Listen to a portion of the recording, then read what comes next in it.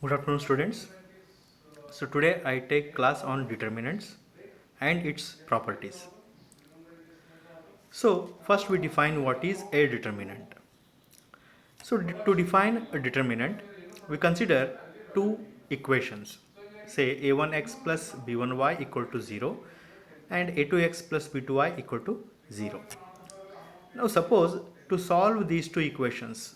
So here how many unknowns are there? There are two unknowns. One is x and another one is y.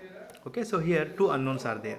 Now to solve these two equations for x and y, what we do? We eliminate one unknown, either x or y. Suppose that if I want to eliminate x, what I do? I make the coefficient of x in both the equations same. Here in the first equation, the coefficient of x is a1. In the second equation, the coefficient of x is a2. So here both the coefficients are different. So now I make this coefficient of x in both the equations same. How do I do this? Now see, what I do, I multiply the first equation with a2 okay, then I multiply the second equation with a1. So here we'll get a1 a2x and here also a1 a2x. Now see here the coefficient of x is a1 a2 here and the coefficient of x is in this equation is also a1 a2. And whatever we multiply the first term, we also multiply the same term with the second one. So here I multiply with this a2. So a2 is multiplied with this term also. So then this becomes a1 a2x and this becomes b1 a2y. And here I multiply with a1. So a1 a2x and here a1 b2y. Right? So equal to 0. I multiply the first equation with a2. I multiply the second equation with a1. Then I solve. Change the sign and then solve. So what I do, this a1 a2x, a1 a2x get cancelled, and here a2 b1y minus a1 b2y is equal to 0 is left. Now again in the two terms y is common, take y common, then we get a1 b2 minus a2 b1 is equal to 0 we get. So instead of writing this a1 b2 minus a2 b1, okay, now we change the form, we write this in the in a compact form. So that is in the determinant of a1 b1 a2 b2 equal to 0. Okay, so we write this equation, instead of writing this equation we write in a compact form, that is put the determinant where the first row is a1 b1 and where the second row is a2 b2. So here also a1 b2 a2 b1, a1 and b1 a2 b2 are there, here also a1 b1 a2 b2 are there, is equal to 0. So therefore the determinant of a1 b1 a2 b2 is equal to, it is same as a1 b2 minus a2 b1. So this is known as a determinant. Now how many rows and columns are there? Here 2 rows and 2 columns. So therefore it is a determinant of second order. Now in this case these a1 b1 a2 b2 are known as elements of the determinant, whereas this term is known as a1 b2 minus a2 b1, and this is known as expansion of a determinant, expansion of a determinant. Okay, so like that we define a determinant of a matrix. Next we consider three equations: a1x plus b1y plus c1z equal to 0, a2x plus b2y plus c2z equal to 0, a3x plus b3y plus c3z equal to 0. Now call this equation as 1, 2 and 3. Now solving 2 and 3. So we apply rule of cross multiplication. So then we get x divided by b2 c3 minus b3 c2 plus minus y divided by then a2 c3 minus c3 a2. Okay, so is equal to z divided by A2 B3 minus B3 A2. Okay, A2 B3 minus A3 B2.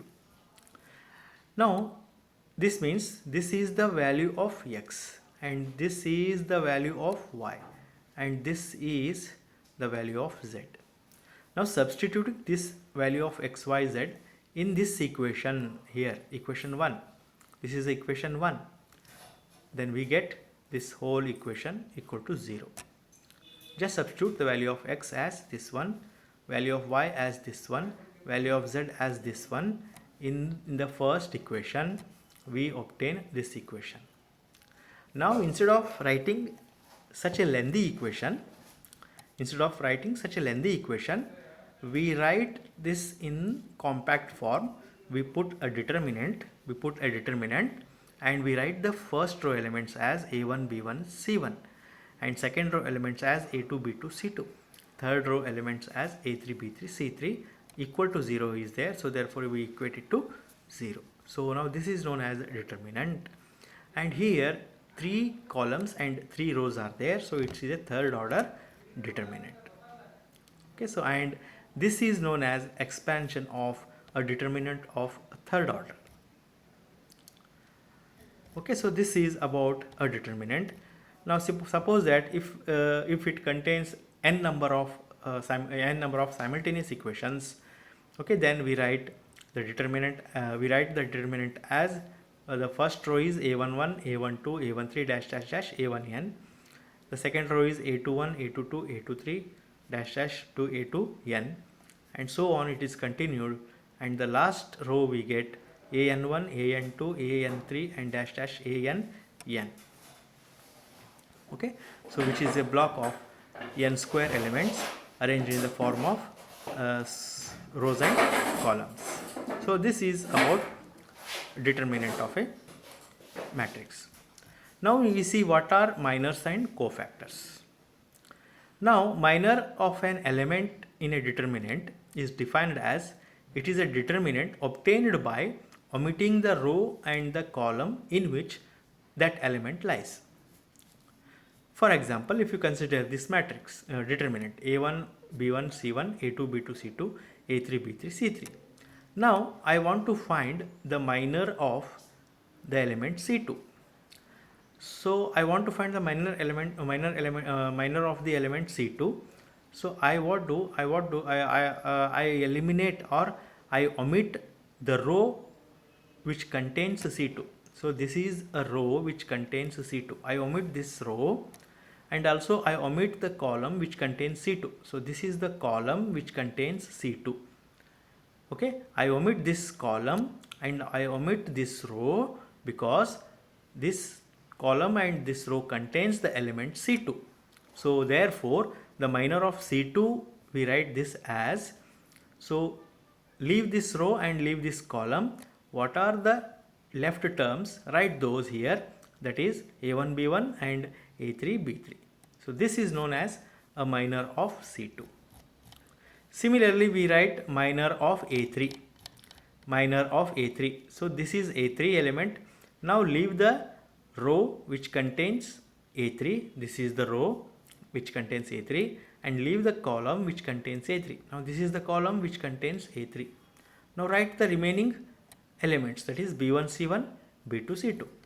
So b1 c1, b2 c2. So this is minor of a3. Okay, so now this is about determinant and minor of a3. In the next class we see the properties of determinants, and also we see skew determinants and its some theorems on skew determinants. So with this I conclude my class. Thank you.